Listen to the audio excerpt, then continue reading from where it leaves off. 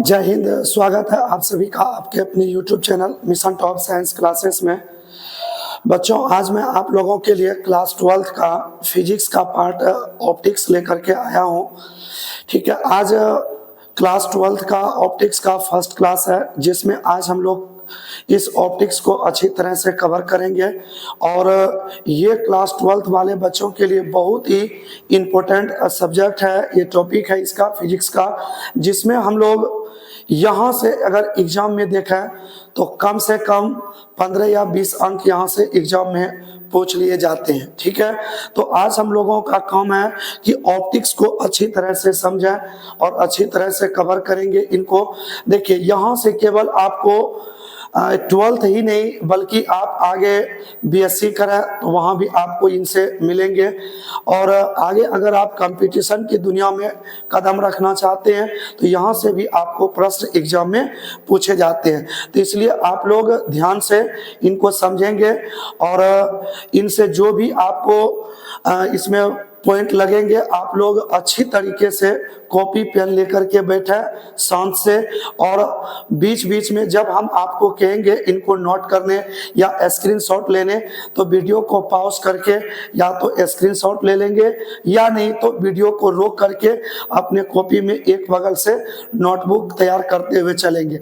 इससे क्या होगा कि यदि आप सीक्वेंस में इस तरह से लिखते भी जाएंगे और समझते भी जाएंगे तो इससे आपका नोटबुक भी तैयार, प्लस में आज आप समझ गए हो, अगर हो सकता है अगले दिन आपके दिमाग से उतर जाए तो आप पुनः फिर कॉपी देख करके अपने माइंड में रिमाइंड कर सकते हैं। तो चलिए हम लोग बिना देर किए करते हैं स्टार्ट। तो आप लोग ध्यान से समझेंगे। चलिए, क्लास है आज आप लोगों का ऑप्टिक्स। ठीक है, ये देखिए फिजिक्स का पार्ट है ऑप्टिक्स, जो क्लास 12th वाले बच्चों के लिए है। फिजिक्स यानी इसमें हम लोगों का पॉइंट क्या बनता है, तो ऑप्टिक्स। ऑप्टिक्स को हम लोग क्या बोलते हैं, प्रकाशिकी कहते हैं हिंदी में। ठीक है, और ये आज पार्ट 1 क्लास रहने वाला है। ठीक है, तो हम लोग इनको अच्छी तरह से समझेंगे। ठीक है, चलिए आज हम लोग पहले बात करते हैं कि सर प्रकाशिकी होता क्या है। आप लोग ध्यान से सुनेंगे, वैसे आपने क्लास 10th में इनके बारे में बेसिक रूप से समझे होंगे। देखिए, प्रकाशिकी क्या होता है कि प्रकाश की जो एक किरण होती है, ठीक है, उन किरणों का एक समूह होता है, फिर उनसे भी एक समूह होता है। यानी जब इस तरह से आप एक छोटे से पॉइंट को उठा करके बड़े आगे की ओर बढ़ेंगे तो इनसे आपको कई सारे चीजों को समझने का मौका मिलेगा। और उसी तरह से आज हम लोग केवल चर्चा करने वाले हैं एक प्रकाश के बारे में।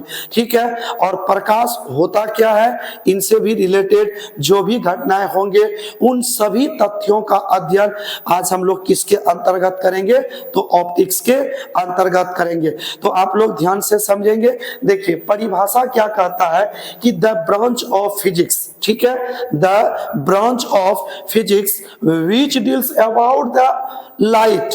क्या कर रहा है, द पार्ट्स ऑफ, ये क्या है, फिजिक्स है। किसका है, the branch of physics which deals about the light. ठीक है, किसके बारे में, लाइट के बारे में बता रही है। ठीक है, the branch of physics which deals about the light and it's phenomena. Phenomena मतलब होता है घटना, फिनोमिना मतलब घटना। ये कहता है भौतिकी की वह शाखा जिसके अंतर्गत प्रकाश और उनसे संबंधित घटनाओं का जो अध्ययन करेंगे उसे ही हम लोग क्या कहते हैं, प्रकाशिकी। तो आप लोग अपना कॉपी खोलकर नोट करेंगे, भौतिकी की वह शाखा जिसके अंतर्गत, भौतिकी की वह शाखा जिसके अंतर्गत प्रकाश एवं उनसे संबंधित घटनाओं का अध्ययन किया जाता है उसे प्रकाशिकी कहते हैं। एक बार फिर से आप लोग मिलाएंगे, भौतिकी की वह शाखा जिसके अंतर्गत प्रकाश और उनसे संबंधित घटनाओं का अध्ययन किया जाता है उसे प्रकाशिकी कहा जाता है। यदि आप इनका अंग्रेजी लिखेंगे तो लिख सकते हैं the branch of physics which deals about the light and its phenomena, then it is called optics. ठीक है, यही किसकी परिभाषा है? प्रकाशिकी का। तो यानी आप देख रहे हैं कि मेन पॉइंट हमें बता रहा है किसके बारे में? तो प्रकाश और उनसे संबंधित घटनाओं का अध्ययन, यही क्या कहलाएगा?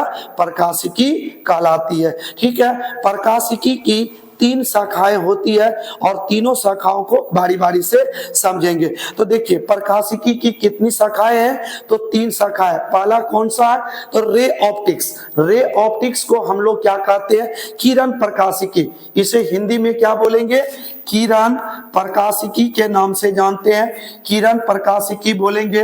वेव ऑप्टिक्स, क्या लिखा है ये? वेव ऑप्टिक्स लिखा है। इसको हम लोग कहते हैं तरंग प्रकाशिकी। क्या बोलेंगे?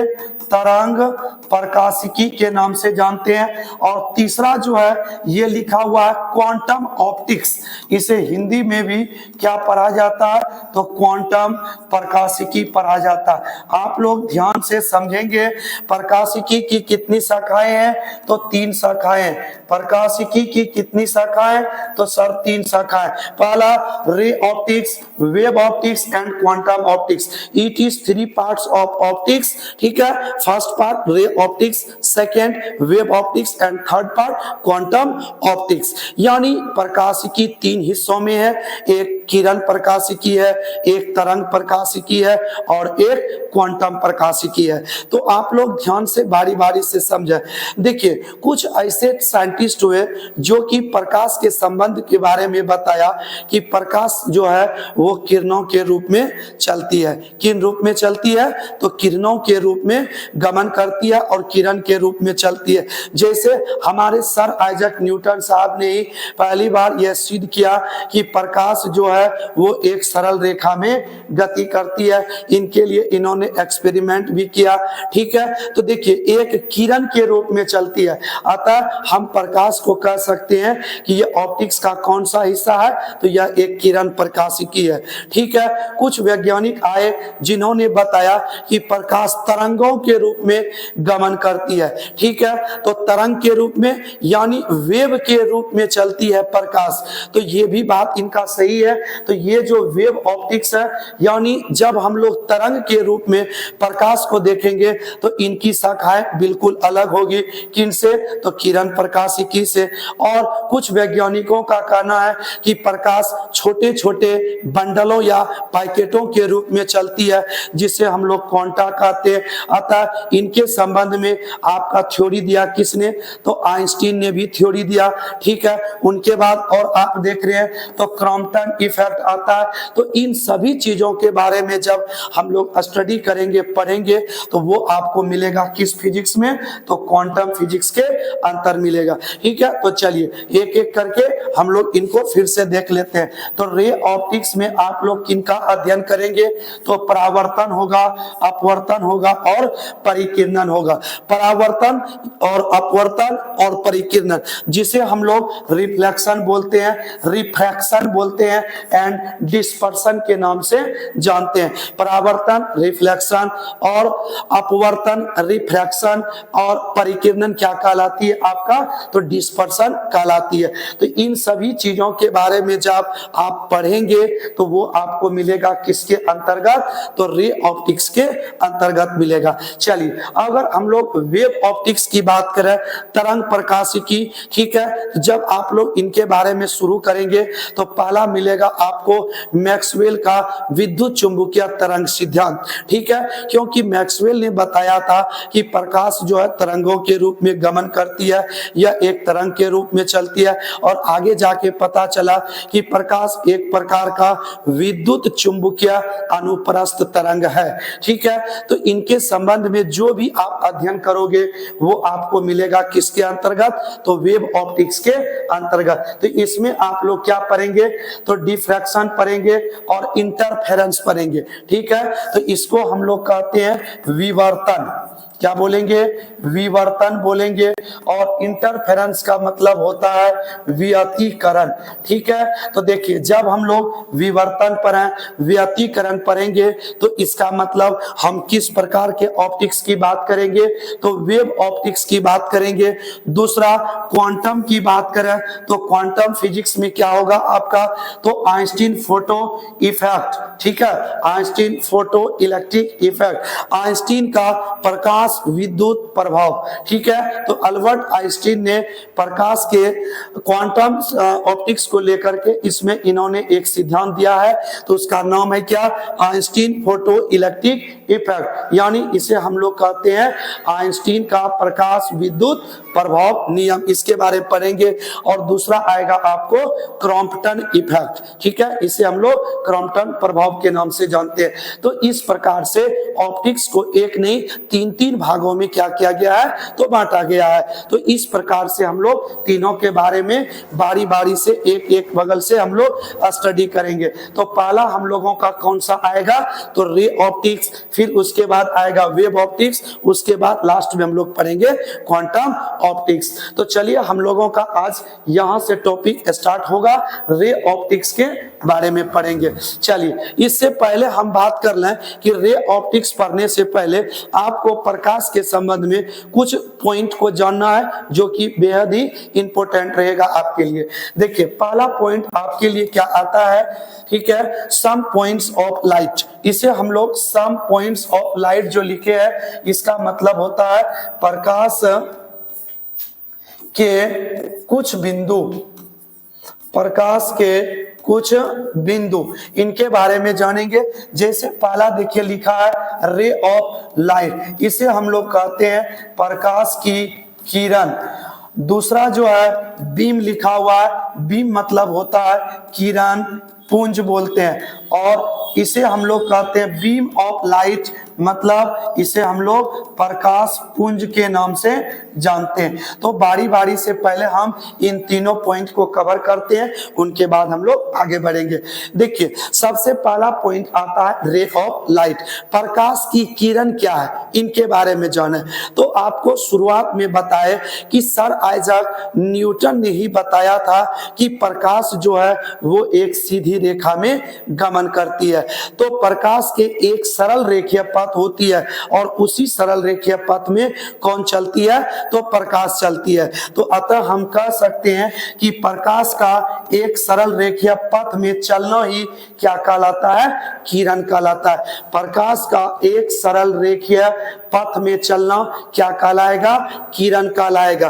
तो इसे हम लोग क्या बोलेंगे, किरण बोलेंगे, रे ऑफ लाइट बोलेंगे। ठीक है, किरण बोलेंगे। तो इसका मतलब इससे ये पता चलता है कि प्रकाश एक सरल रेखा में गति करती है।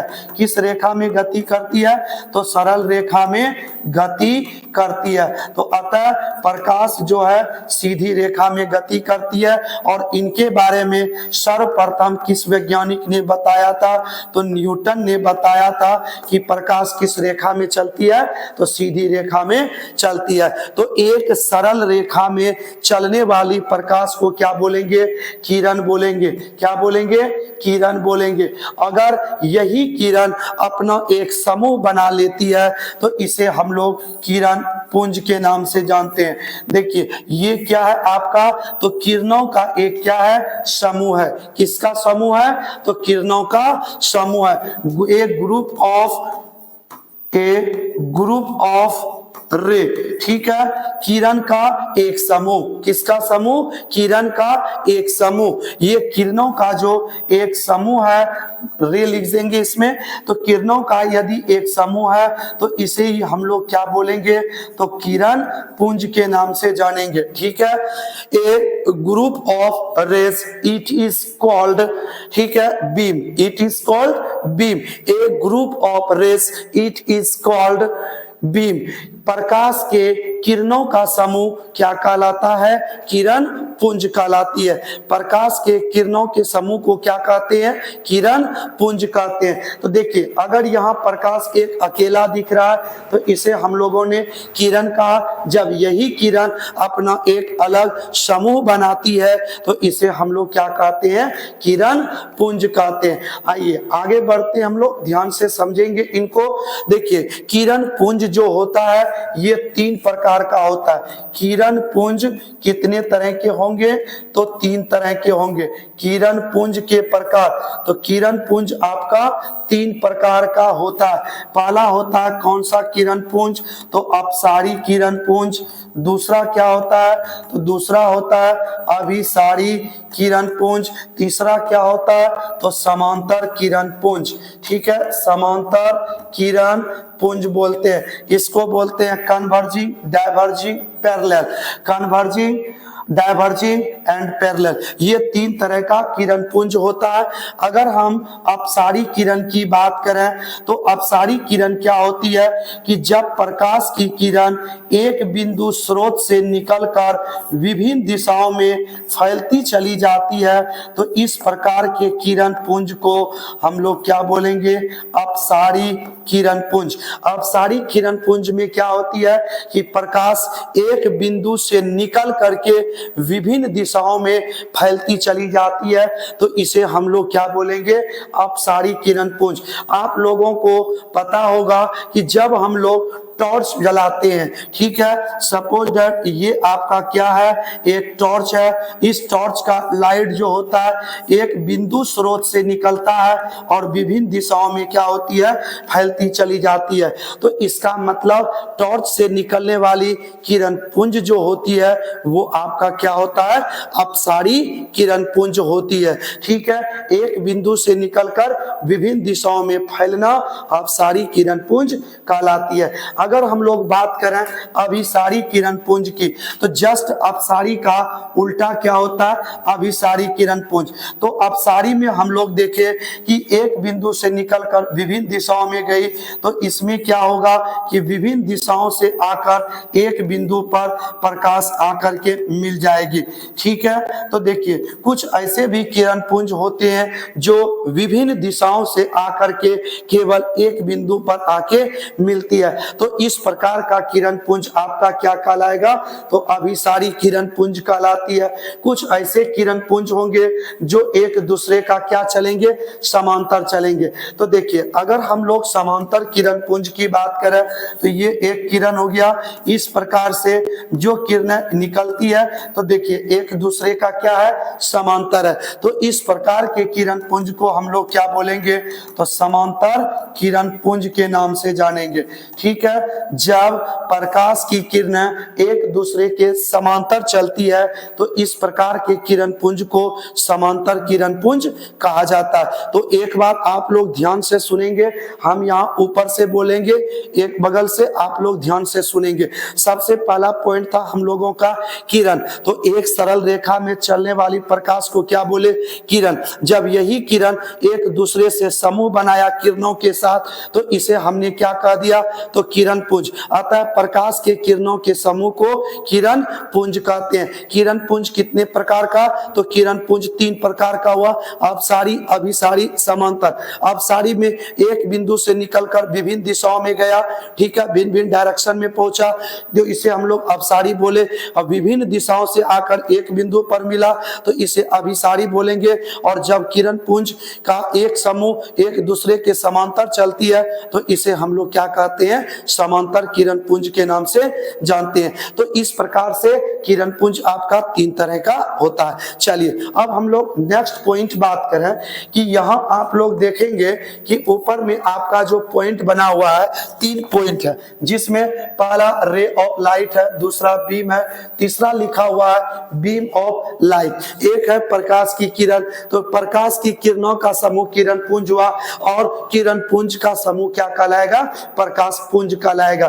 तो जब यही किरण पुंज अपना फिर से एक समूह बना ले तो इसे हम लोग प्रकाश पुंज के नाम से जानते हैं। तो किरणों का समूह किरण पुंज के समूह को प्रकाश पुंज कहते हैं। तो यहां तक आप लोगों का क्लियर हो चुका है। अगर हो गया है तो आप लोग एक बार वीडियो को पॉज करिए और एक बार कॉपी में अच्छी तरह से नोट कर लीजिए, तब यहां से आप लोग आगे बढ़ेंगे। ठीक है, तो चलिए आपको हम स्टार्टिंग से निकाल देते हैं। तो यहीं से आपका स्टार्ट हो रहा है, तो आप लोग इनको नोट कर लेंगे। ठीक है, चलिए स्क्रीनशॉट लेकर के रखेंगे, उसके बाद इसको नोट करेंगे। चलिए आगे बढ़ जाते हैं। इसके बाद क्या है, तो किरण पुंज भी आपको समझा ही दिए, तो इनको भी आप लोग नोट करिए। चलिए इसके बाद हम लोगों का मिलता है चैप्टर नंबर फर्स्ट। यहां से आप लोगों का चैप्टर नंबर फर्स्ट स्टार्ट हो जाता है। चलिए तो ये देखिए क्या है, पहला चैप्टर आप लोगों का आता है, इनका नाम है आपका गोलीय दर्पण एवं परावर्तन व अपवर्तन। इसके बारे में हम लोग जानेंगे। ठीक है, परावर्तन व अपवर्तन। तो अभी आपने पढ़ा था ना रे ऑप्टिक्स में कि इसमें परावर्तन होगा, अपवर्तन होगा, परिकिरणन होगा। तो इनके संबंध में अध्ययन करेंगे।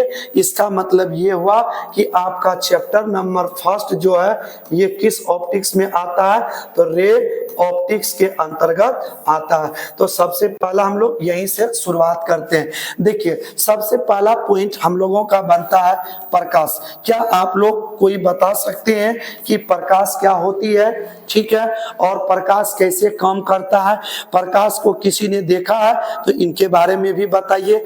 देखिए प्रकाश जो होती है यह ऊर्जा का क्या है, एक रूप होता है। ठीक है, प्रकाश क्या होती है, तो ऊर्जा का एक रूप होती है। कैसे, तो हम आपको एक एग्जांपल के द्वारा समझाते हैं कि प्रकाश ऊर्जा का एक रूप कैसे होता है, इनको ध्यान से समझेंगे।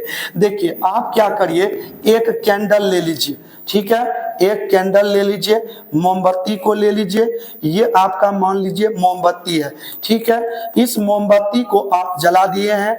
देखिए अगर आप इनको जलाएंगे तो आपको पता है ना कि इनके चारों ओर क्या होगा, प्रकाश उत्पन्न होगा। क्या उत्पन्न होगा, तो प्रकाश उत्पन्न होगा। और आप सभी लोगों को पता है कि मोमबत्ती जो है एक रासायनिक ऊर्जा को कन्वर्ट करता है। ठीक है, कैसी ऊर्जा को, तो रासायनिक ऊर्जा रखता है अपने पास। और जब यह जल करके समाप्त होती है तो किस रूप में यह खत्म होती है, धीरे धीरे, तो यह ऊर्जा के रूप में ही खत्म होती है। और वो कौन सी ऊर्जा है, तो वो है आपका कैसा, तो प्रकाश ऊर्जा है। तो एक ना एक समय मोमबत्ती जल करके पूरी तरह क्या होगा, समाप्त होगा, और उसके बाद फिर से यहाँ अंधेरा छा जाएगा। तो इसका मतलब ये हुआ कि अभी रासायनिक ऊर्जा जो है ये प्रकाश ऊर्जा के रूप में कन्वर्ट हो रहा है। ठीक है, तो इसका मतलब ये हुआ कि प्रकाश भी एक प्रकार की क्या होती है, ऊर्जा होती है। तो एक पॉइंट तो यहाँ पर हो चुका है कि प्रकाश एक प्रकार की क्या है, ऊर्जा है। अब आप लोग समझिए, अगर यदि आपके अपने आंख को अगर अपना प्रकाश होता तो हमें किसी भी प्रकार के लाइट की आवश्यकता नहीं होती, हमें किसी अन्य प्रकाश की जरूरत नहीं होती।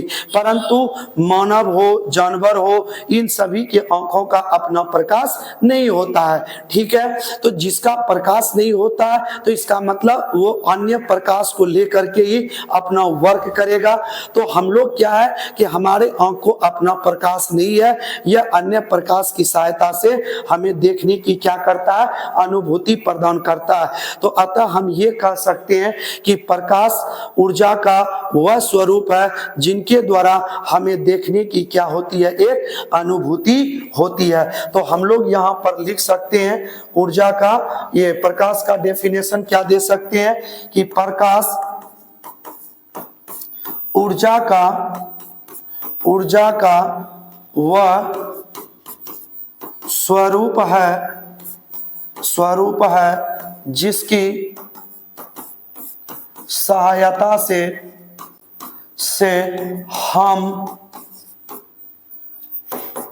किसी वस्तु को देख सकते हैं। ठीक है, हम किसी वस्तु को क्या कर सकते हैं, तो देख सकते हैं, तो वही क्या कहलाएगा, प्रकाश कहलाएगा।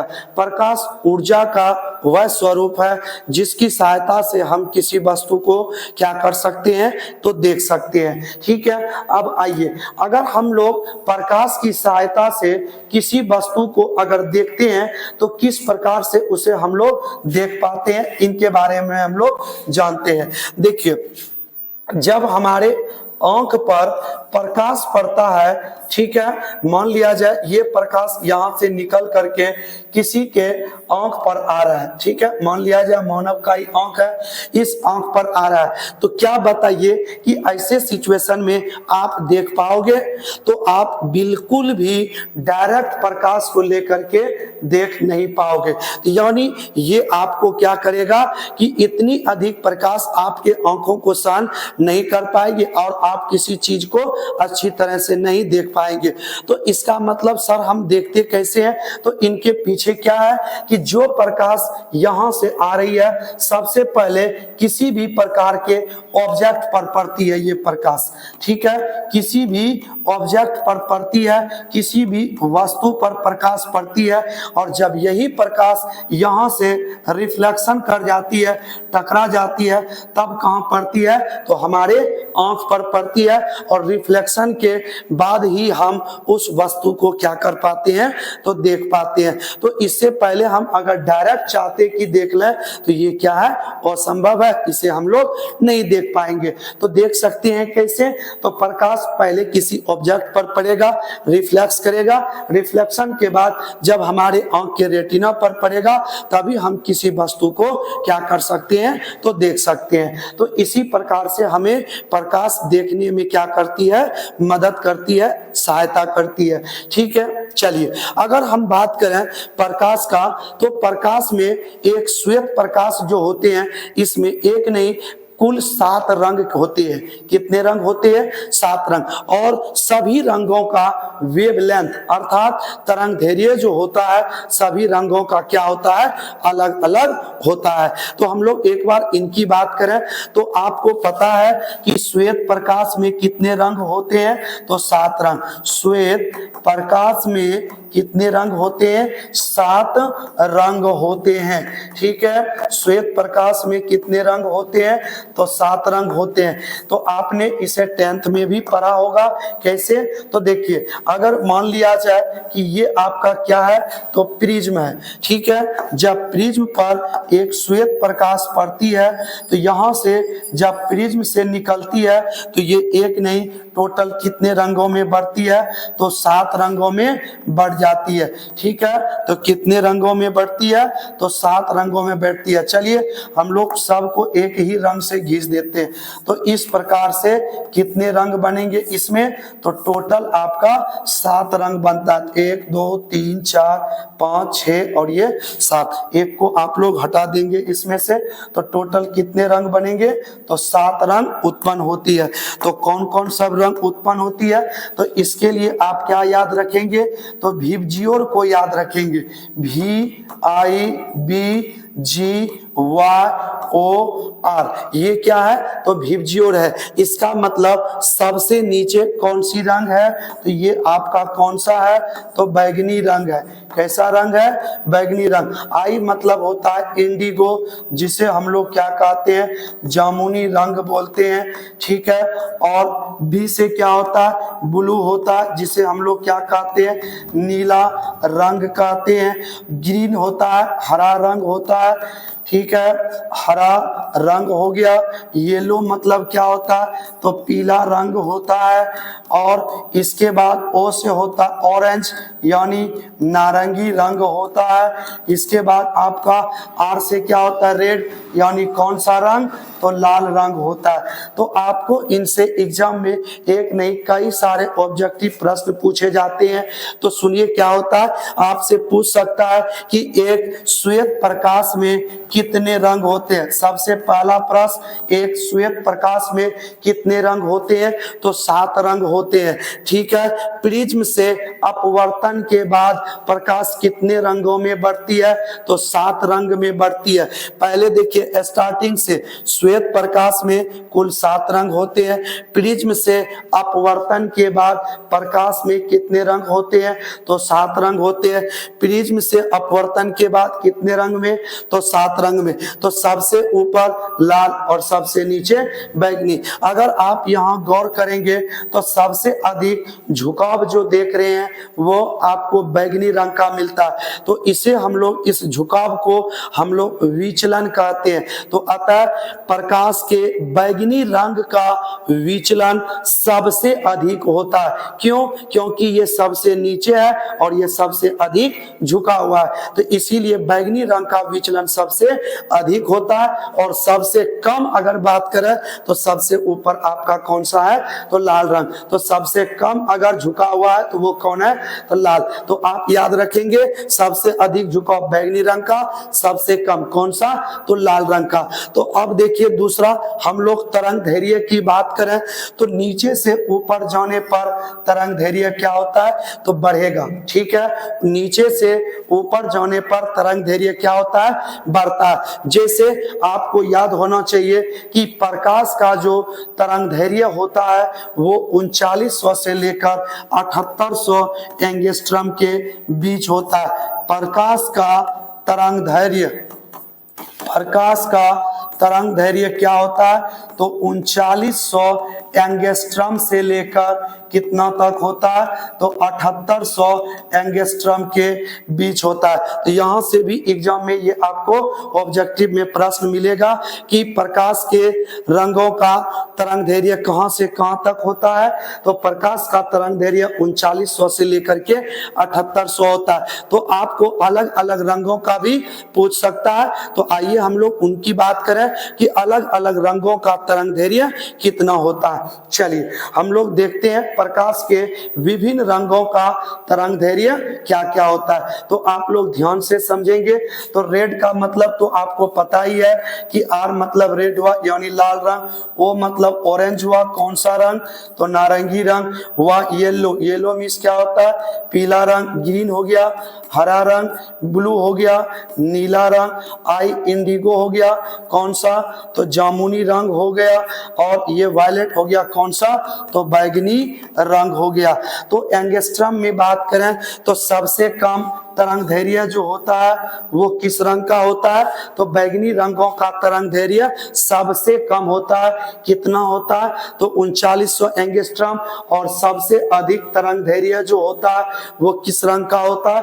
तो लाल रंग का, जिसका मान कितना होता है? तो 7800 एंगस्ट्रम के बीच होता है। ठीक है। यानी सबसे अधिक 7800 किस रंग का? लाल रंग का। सबसे कम तरंग दैर्घ्य बैगनी रंग का कितना होता है? तो 3900 एंगस्ट्रम। तो आप लोग इनको याद कर लेंगे।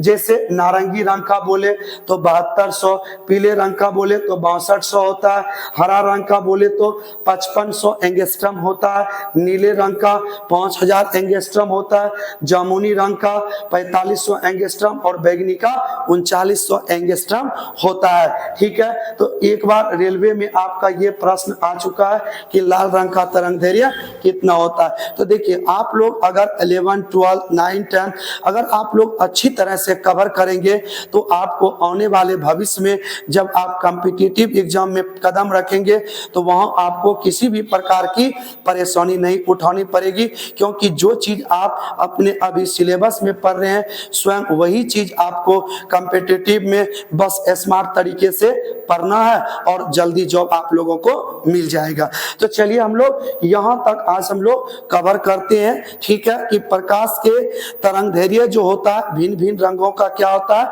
अलग अलग देखने को मिलता है। ठीक है। चलिए इनके बाद अगर हम लोग बात करेंगे तो अगला हम लोगों का जो पॉइंट आएगा वो हम लोग अब नेक्स्ट वीडियो में आप लोगों के लिए लेकर के आएंगे। तो आज के लिए आप लोग इतना सा कॉपी में नोट करेंगे, कवर करें करें और इनको जरूर आप लोग एक बार रिवीजन कर लें तो आपको याद हो जाएगा और धीरे धीरे हम लोग करके ऑप्टिक्स को कवर करेंगे, क्योंकि ये एक कोई छोटा सा पार्ट नहीं है जिसे हम लोग आज 2 घंटे का वीडियो बना करके आपको दे दें, 3 घंटे का दे दें जो समाप्त हो जाएगा, ऐसा कुछ नहीं है। कम से कम आपको ऑप्टिक्स यदि पूरी तरीके से कवर करना है तो कम से कम आपको प्रत्येक दिन 1 घंटा का वीडियो कम से कम आपको पढ़ना पड़ेगा। अगर पूरी डिटेल में पढ़ेंगे तो कम से कम 1 या 1.5 महीना आपको ये चैप्टर लेकर के जाएंगे, ठीक है। तो जितना फास्ट आप रहोगे उतना फास्ट हम रहेंगे और उतने फास्ट में जब गाड़ी तेज चलती है तो किसी स्टेशन पर पहुंचने में कम समय लगता है। क्यों? क्योंकि अगर गाड़ी की स्पीड अधिक हो तो रियली बात है कि वहां पर समय कम लगेगा। इसलिए जितना जल्दी आप कवर करेंगे उतने कम समय में हम लोग ऑप्टिक्स को पूरी तरीके से खत्म कर पाएंगे। तो चलिए हम लोग अब मिलते हैं नेक्स्ट वीडियो में, तब तक के लिए धन्यवाद। अगर आपको हमारा वीडियो पसंद आया हो तो अपने दोस्तों में शेयर करें, सब्सक्राइब करें, क्योंकि मैं इस तरह का वीडियो डेली आपको 5 से 6 के बीच उपलब्ध कराता हूं, ठीक है, शाम के टाइम में। तो आप लोग चैनल को सब्सक्राइब कर लें, आपको नोटिफिकेशन मिलेगा तो आप लोग पुनः वहां से पढ़ सकते हैं। चलिए मिलते हैं अगले वीडियो में, धन्यवाद।